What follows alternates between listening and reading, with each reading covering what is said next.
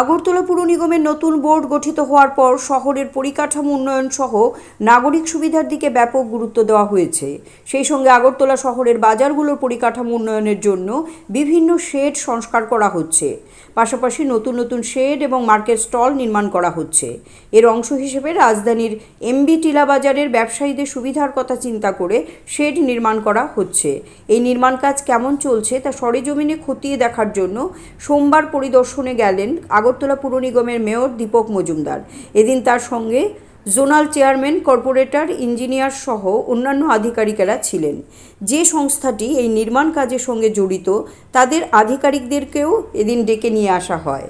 স্থানীয় ব্যবসায়ীগণ, সাধারণ মানুষ এবং পুর নিগমের আধিকারিকদের সঙ্গে কথা বলে তিনি জানান, উন্নয়নমূলক কাজটি যে গতিতে হওয়ার কথা ছিল সেই গতির চেয়ে অনেক কম গতিতে হচ্ছে।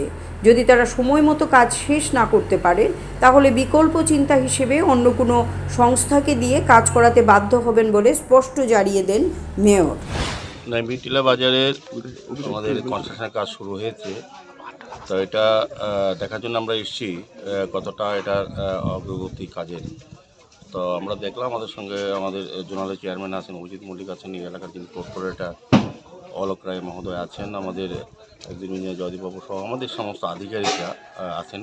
এখানে যিনি এজেন্সি ঠিকাদার ওনাকে ডাকা হয়েছে। স্বাভাবিকভাবে বাজার কমিটির যিনি সেক্রেটারি সুপ্রিয়বাবু উনি আছেন। তো তাদের একটা অভিযোগ ছিল যে সময় মতো যে কাজটা করার কথা যে এজেন্সিকে দেওয়া হয়েছে সে ঠিকমতো কাজ করছেন না।